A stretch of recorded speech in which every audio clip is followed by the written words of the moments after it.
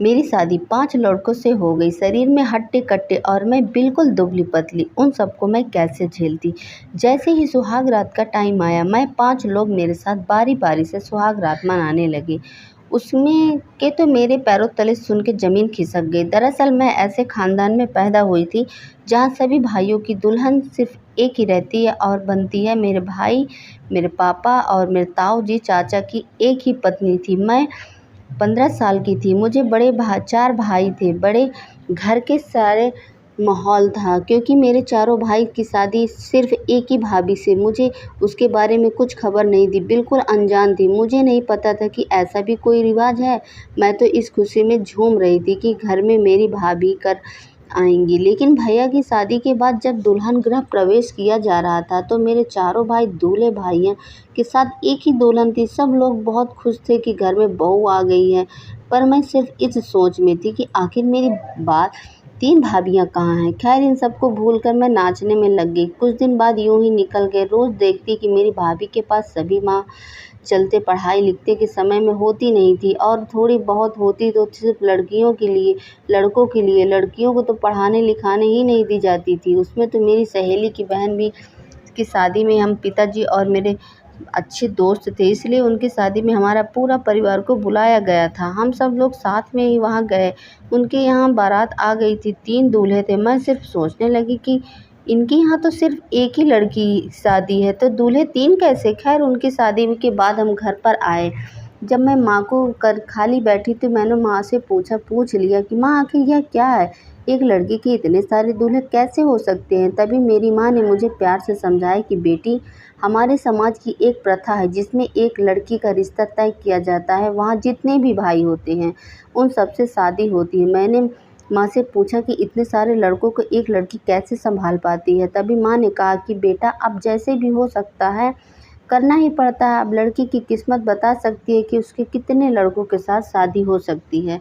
मेरी ज़्यादा कुछ समझ में नहीं आ रहा था, तो मैं वहाँ से उठकर चली गई। कुछ दिनों बाद जब मैं 18 साल की हुई, तो मेरे घर में मेरी शादी करने की बात चली गई। भाई और पापा ने मेरे लिए रिश्ता देखना शुरू कर दिया। मैं बिल्कुल भी खुश नहीं थी शादी करवाने के लिए, क्योंकि मेरा दिल इसलिए घबरा रहा था कि पता नहीं कितने लड़कों से मेरी शादी करनी पड़ेगी। उसके बाद मैं उन सब कैसे सँभालूँगी। लेकिन मेरी कहाँ चलने वाली थी। आखिर होना तो वही था जो घर के बड़े चाहते थे। खैर, दूसरे दिन अपनी माँ के साथ बैठी थी।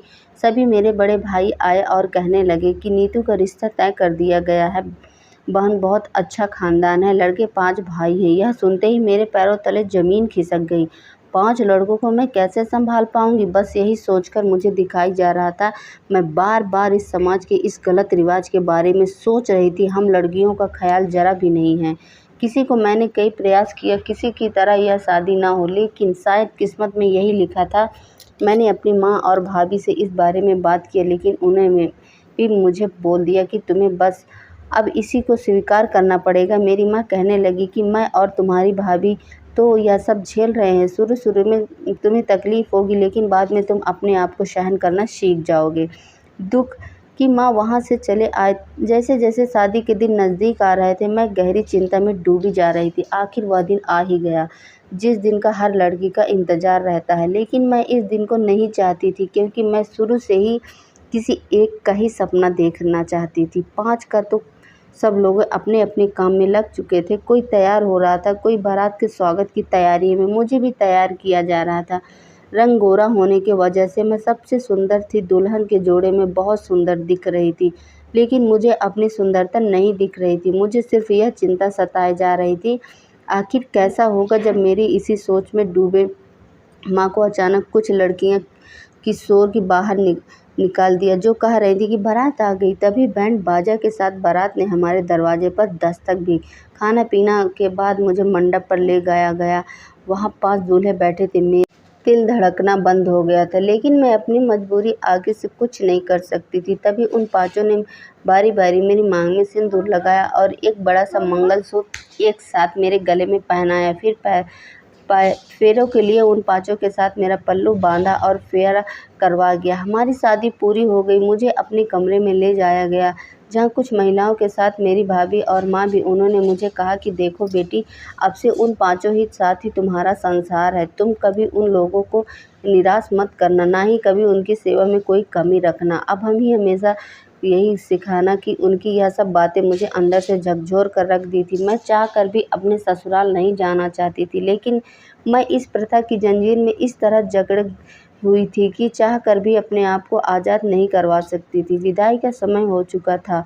सब लोगों ने मिलकर मैं अपने ससुराल के लिए निकल गई। ससुराल पहुंचते ही सब लोगों ने रस्में पूरी की और मुझे खाना खिलाया। इतनी सुंदर बहू पाकर मेरे सास ससुर बहुत खुश थे। जो लोग भी आए हुए वो सब लोगों ने मेरी ही चर्चा कर रहे थे, लेकिन उन सब लोगों के खातिर मुझ पर कोई असर नहीं पड़ रहा था जो मेरी चिंता दूर कर दे। अब रात हो चुकी थी। फूलों से सजी और इत्र की खुशबू से भरे कमरे में मुझे ले जाया गया और मुझे घूंघट निकलवा कर बैठा दिया गया। फिर मुझे कुछ देर बाद सबसे मेरे बड़े पति आए। उन्होंने मेरे साथ सुहाग रात मनाई और चले गए।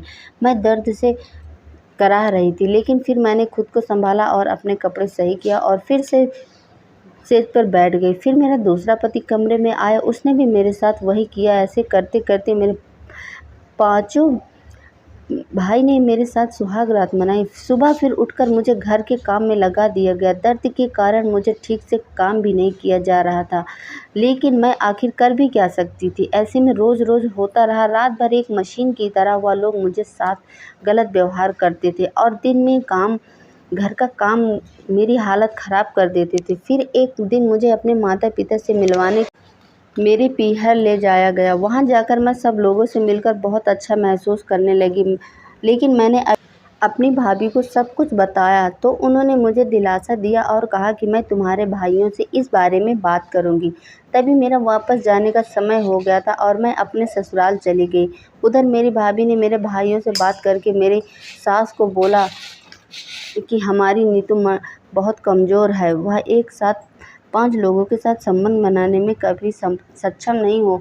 आप थोड़ा दया करो उस पे। या फिर मेरी सास ने उन्हें मेरे 5 पतियों के दिन बांध दिए। एक पति एक रात ही मेरे साथ रह सकता था और इस तरह हर पति को अब सपने में एक बार ही साथ आने की बारी आती थी। अब मैं कुछ ठीक होने लगी थी, क्योंकि हर रोज़ाना सिर्फ एक ही पति मुझसे संबंध बनाता था, लेकिन मेरे सबसे छोटे पति बाकी सबसे अलग थे। वह मुझे समझते थे, मेरे मूड का भी ध्यान रखते थे और मेरी हर तकलीफ़ को समझते थे। जब कभी मेरी तबीयत ठीक ना होती तो वह मेरे ख्याल रखते थे। मैं भी उनसे ज़्यादा प्यार करती थी, क्योंकि सिर्फ वही थे जो मुझे अपनी मानते थे।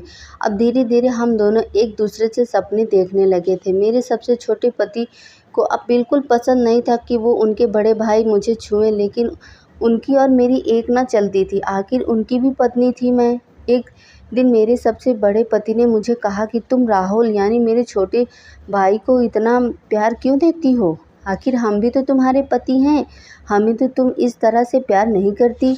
मैं उसे कुछ नहीं बोल पाई। फिर उन्होंने गुस्से से मुझे पीटना शुरू कर दिया और गलत व्यवहार मेरे साथ किया।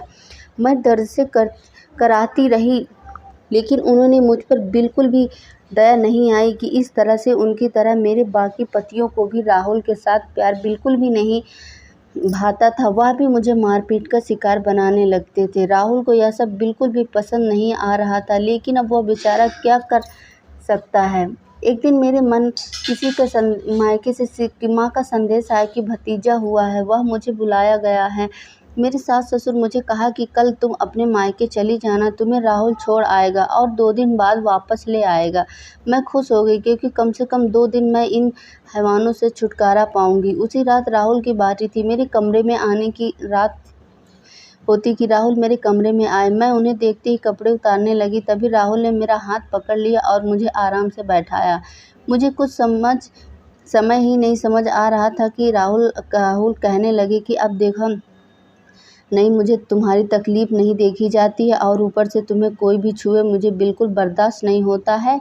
तभी मैंने कहा कि अब हम कर भी क्या सकते हैं, और सच कहूँ तो मैं भी आपके साथ ही रहना चाहती हूँ, क्योंकि मैं हमेशा से सिर्फ एक ही पति का सपना देखा है और इस समाज की प्रथा ने मुझे अपने सपनों में ही अलग कर दिया है। तभी राहुल ने मुझे कहा कि अब हम ऐसे नहीं रहेंगे। कल मैं तुम्हें तुम्हारे मायके छोड़ आऊँगा और वापस आकर घर से पैसे और गहने चुरा लूँगा। फिर 2 दिन बाद हम और तुम लेने आऊँगा और हम वहाँ से कहीं दूर भाग जाएंगे अपनी अलग दुनिया में। इन सब हैं राहुल ने इन बातों से मुझे बहुत सुकून मिला। अब मुझे एक उम्मीद जगी कि शायद मुझे ऐसे अत्याचार नहीं सहने पड़ेंगे। दूसरे दिन मैं अपने कपड़े डालकर पीहर के लिए राहुल के साथ निकल पड़ी। तभी राहुल ने किसी दोस्त की दुर्घटना घटी तो राहुल को वहाँ से जाना पड़ा। तभी राहुल ने मुझे पीहर जाने वाली बस में बिठा दिया और खुद अपने दोस्त के पास चले गए। तभी प्लान के मुताबिक हो रहा था।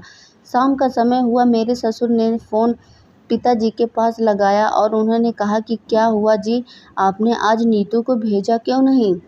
तभी मेरे ससुर जी ने कहा कि यह बात क्या कर रहे हो, नीतू तो सुबह ही बस में बैठा दिया गया था। फिर राहुल के आने के बाद ससुर जी ने राहुल से कहा कि नीतू अभी तक आपने घर क्यों नहीं पहुंची?